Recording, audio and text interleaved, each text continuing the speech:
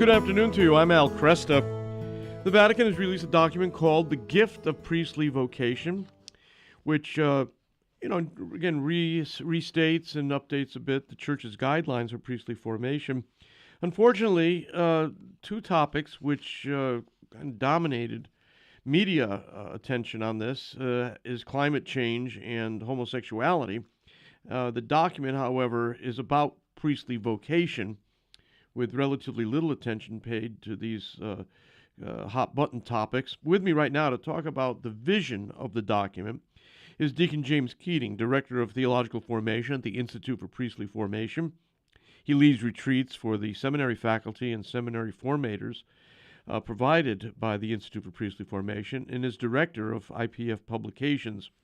He's joined us before talking about his book, The Heart of the Diaconate, and you can follow up on the work that Deacon Keating is engaged in by going to priestlyformation.org. Deacon, good to have you with me. Thank you, Al. Good to be back. Well, this document is rich, and you wouldn't know it by looking at some of the mainstream press's reporting on it. Their focus has been on homosexuality and climate change. What place do those two topics occupy in the document in toto? Well, once again, it just goes to show that most mainstream journalists only have a political imagination, which is so sad and very anemic for our country. But the mention of homosexuality is just simply the doctrine of the Church. I mean, it could have been pulled right from the Catechism, so there's really no news there. Mm-hmm. And it also is exactly what the Vatican had put out a couple of years ago on its deliberations regarding homosexual persons, and they repeat what they had said before, which was those who are involved in the gay culture, those who are have a positive view of this activity, cannot be ordained. Mm-hmm. They also put in a very common human experience, especially for younger men, which would be transitory attraction in this regard. And that's just simply a matter of affective immaturity, right, and circumstances that can be healed, so to speak, in good formation. Mm-hmm. The climate change piece is somewhat novel in the context of the whole environmental ethics issue. And so that is worth noting because they did specify that. But it's all within the context of Catholic social teachings. And so, again, it's the only theme that perhaps the press recognized, and so they pulled it out. But it's nothing new or earth-shattering. It's just our environmental ethics. Well, you've written very wisely on the seminary in Western culture and how the kind of priest that is being formed in relationship to the culture in which he'll be serving. And this document, I assume, is very much aware of the culture in which priests are going to be serving.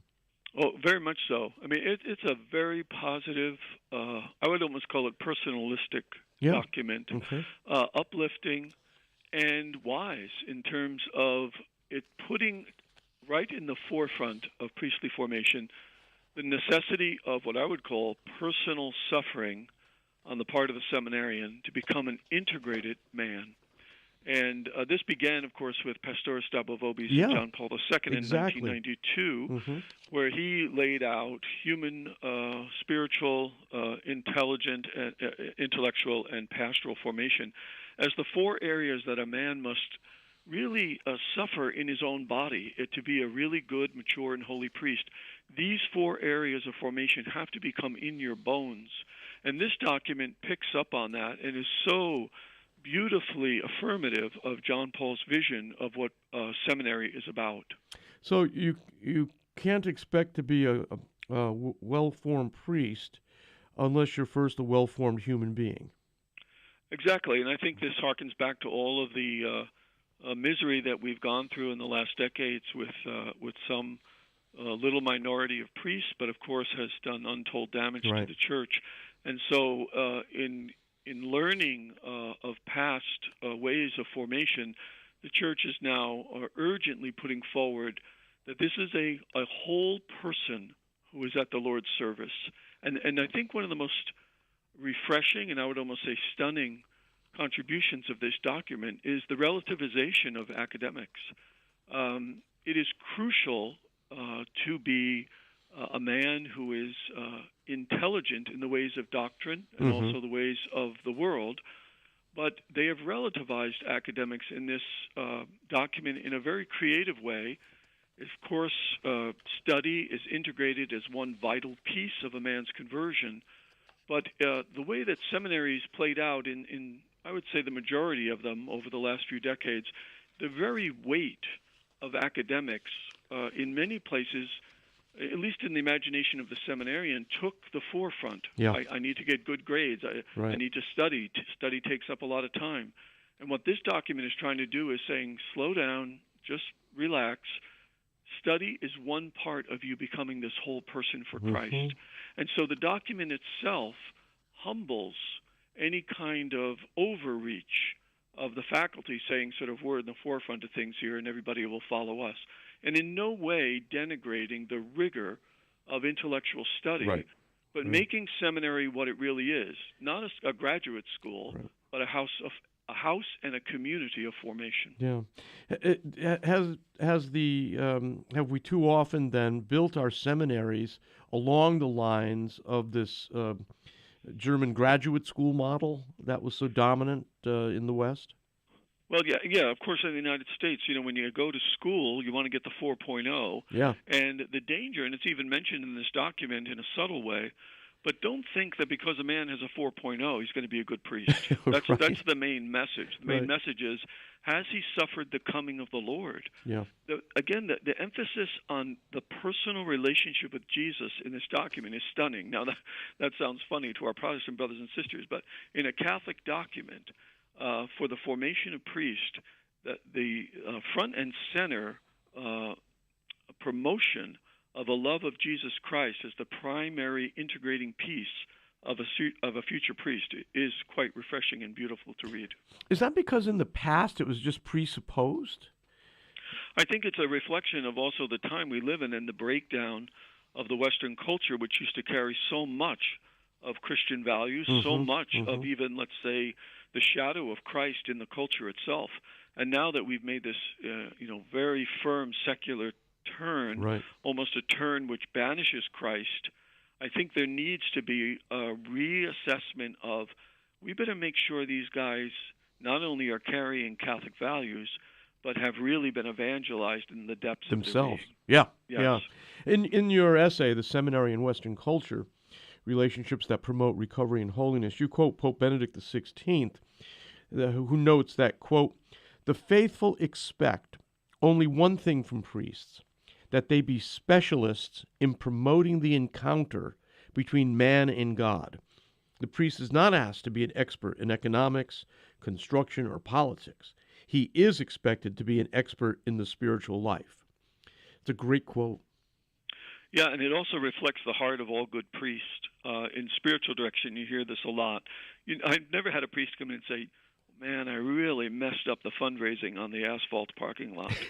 But I have sat with many priests almost in tears when they were so busy and they couldn't make it to the deathbed of someone, or they couldn't make time for this young couple who needed them in a difficult marriage. So priests, in their very heart, they know the core and the essence of who they are. They are experts in spirituality. That means they are facilitators of an encounter between their people and the living God. That's their great dignity. That's their pride, if you will. And that's where they derive all of their consolation as men as well. Now, would you say, looking at seminary formation in the United States today, that has become front and center, or are we still fighting that battle? No, most definitely. I mean, when you look around the country today, now I'm speaking here of diocesan seminaries, the leadership at the forefront of so many diocesan seminaries, the rectors that have been put in place are just a marvel to behold. I mean, Praise God. These men have actually, when this document came out, when this ratio came out, basically, a dozen rectors or so, maybe a few less, but they were reading this and saying, "This is my heart." Beautiful. The document actually is affirming of the prophetic wisdom that these rectors and academic deans have had for the last 10 years or so. Mm-hmm. Mm-hmm. And how are we doing in terms of attracting men for priestly ordination? Are we communicating this vision through our parishes and to our families? Well, that's another beautiful thing that this document really emphasizes, and it's sort of when you think about historic understanding of seminary, which before Vatican II and maybe a little bit afterwards, it was an isolation time. A man was taken from his family, a man was taken from his parish.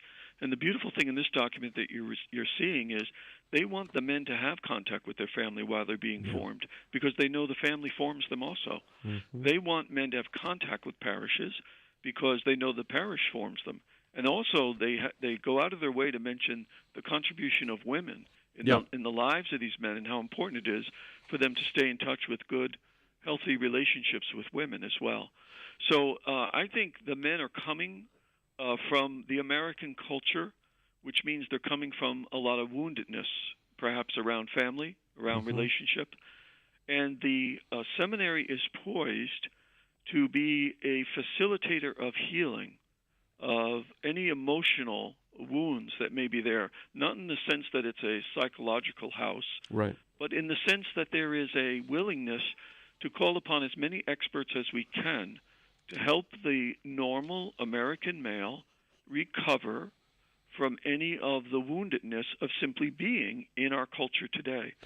So I think coming out of the parish, the seminary now sees itself as a place that gathers relationships to assist wherever a man may need to further a deepened relationship with Christ, or to even facilitate any healing that he may need, so he can be truly a man of self-gift for the needs of the laity in his parish. Yeah.